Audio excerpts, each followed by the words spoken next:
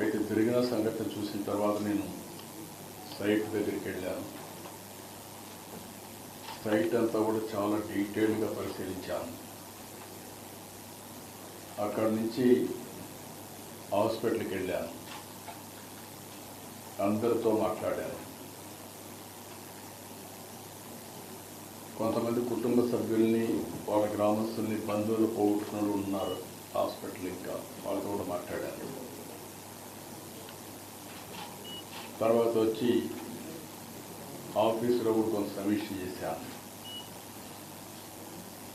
నేను అన్ని విధాలా అన్ని కోణాల్లో నాకు సమాచారం ఉంటే దాన్ని బట్టి ఎలాంటి సంఘటనలు పునరావృతం కాకుండా ఉండడానికి ఎలాంటి నిర్ణయాలు చేస్తే దోహదం చేస్తాయో అలాంటి నిర్ణయాలు చేయాలనేది నా ఉద్దేశం. నేను ఏది చేసినా కూడా నా మనస్సాక్షిగా ఈ దివ్య క్షేత్రాన్ని మళ్ళీ పవిత్రత కాపాడడానికి ప్రయత్నం చేస్తాను. అందుకని ఈరోజు కొన్ని నిర్ణయాలు తీసుకుంటూ కొన్ని డైరెక్షన్ కూడా ఇస్తున్నాను.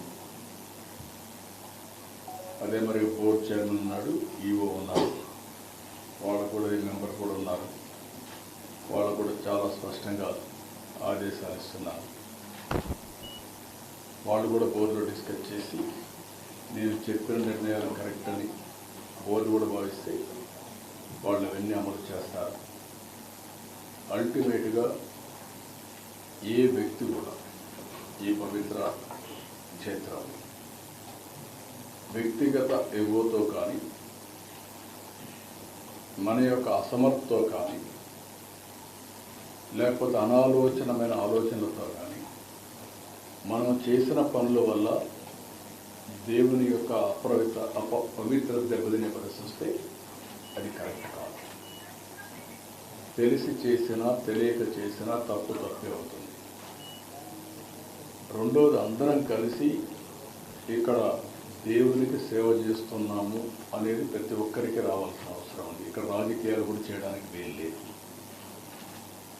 రాజకీయాలకు అతీతంగా కలియుగ వెంకటేశ్వర స్వామి, కలియుగ దేవుడికి మనం సేవ చేస్తున్నాం అనే భావంతో అందరం ముందుకు పోవాల్సిన అవసరం ఉంది. ఈరోజు చాలా ఒత్తిళ్ళు ఉంటాయి. ఎందుకంటే ప్రపంచంలో జెరూసలేం వెళ్తారు క్రిస్టియన్స్, మక్కాకి వెళ్తారు ముస్లిమ్స్. హిందూస్ అంతా జీవితంలో వెంకటేశ్వర స్వామి దగ్గరికి వచ్చి దర్శనం చేసుకోవాలని కోరుకుంటారు. రెండోది, వైకుంఠ ఏకాదశి రోజున రావాలని అందరూ కూడా వాళ్ళ జీవితంలో ఒక పెద్ద దీక్ష. ఎందుకంటే ఈరోజు వస్తే నేరుగా వైకుంఠ ద్వారం ద్వారా దేవుని దర్శనం చేసుకునే అవకాశం వస్తుంది. ఇది చేస్తే మనం స్వర్గానికి పోతామని కూడా నమ్మకం. ఆ నమ్మకంతో అందరికి కూడా చాలామందితో నేను మాట్లాడాను. 10 సార్లు వచ్చారు, 12 సార్లు వచ్చారు, 13 సార్లు వచ్చారు. ఇక్కడ జరిగినప్పుడు కూడా సంఘటన నేను సింక్రనైజ్ చేసుకుంటే గడిచిన 5 సంవత్సరాలుగా 4-5 సంవత్సరాలుగా ఎప్పుడూ లేని సాంప్రదాయం ఇది. తిరుపతిలో తీసుకొచ్చి వెంకటేశ్వర స్వామి టికెట్లు ఇవ్వడం, అంటే టోకన్స్ ఇవ్వడం. అందరి మనోభావాలు ఏమున్నాయంటే, మేము కొండపైన ఉన్నప్పుడు క్యూ లైన్లో 36 గంటలైనా 45 గంటలైనా ఉంటాము. వెంకటేశ్వర స్వామిని తలుచుకుంటూ ఆయన లీలను గుర్తు చేసుకుంటూ అక్కడ ఉండే టీవీలు కూడా చూసుకొని మేము నైమికమయ్యి దేవుని సేవలో ఉంటాం, దేవుని సన్నిధిలో ఉంటాం. అది వాళ్ళకు ఒక తృప్తి. కానీ ఎప్పుడైతే తిరుపతికి తీసుకొచ్చారో ఇది మాకు కరెక్ట్ అనిపించలేదు అనేది అందరి మనోభావం. ఇది రాష్ట్రంలో ప్రజలందరి యొక్క మనోభావం. రెండోది, వైకుంఠ ఏకాదశి, ద్వాదశి 2 రోజులు పవిత్రమైన రోజులు. ఇది 10 రోజులు చేశారు. ఎందుకు చేశారు నాకు తెలియదు. ఆగమ శాస్త్రాలు దాన్ని అనుమతిస్తాయో కూడా తెలియదు. కొన్ని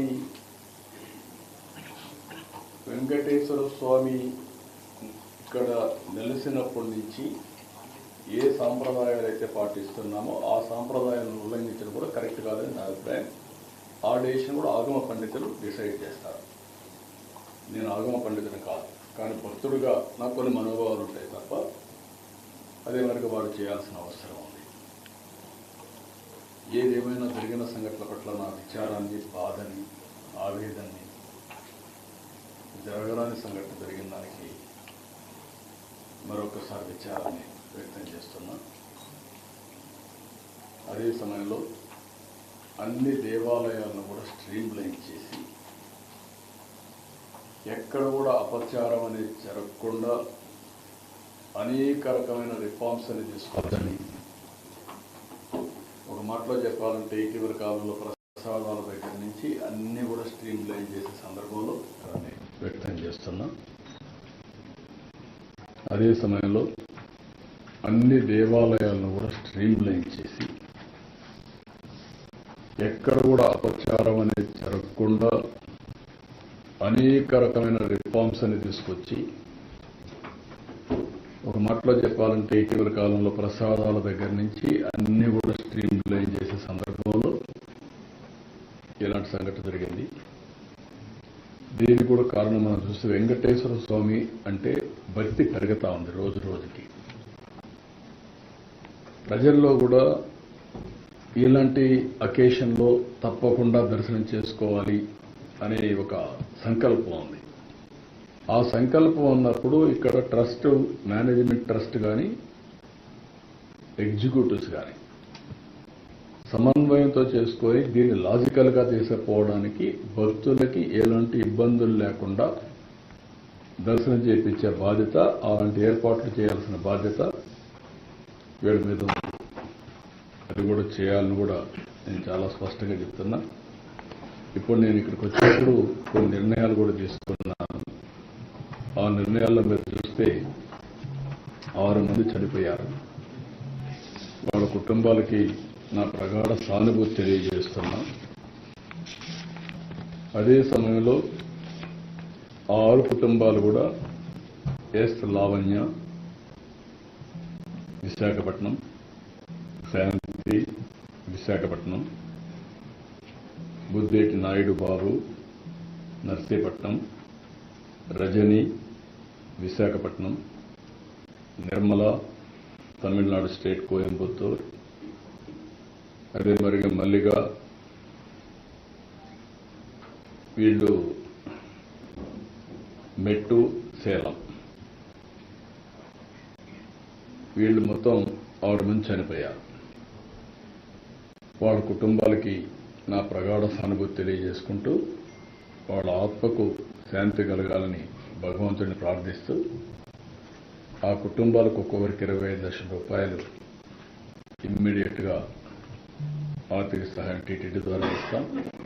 25 లక్షల రూపాయలు బోర్డు కూడా చెప్తున్నాను, వాళ్ళు వర్కౌట్ చేసి చేస్తారు. వాళ్ళకందరికి కూడా కాంట్రాక్ట్ ఉద్యోగం 6 మందికి 6 ఉద్యోగాలు ఇచ్చేట్టుగా ఇక్కడ కానీ తమిళనాడులో కానీ ఆ ఎంప్లాయ్మెంట్ కూడా ఇస్తారు. ఈ 2 కూడా వాళ్ళు మన టీటీడీ చేస్తారు. ఇంకొక పక్కన ఇద్దరికి కొంచెం సీరియస్ అయినాయి, దెబ్బలు అయినాయి.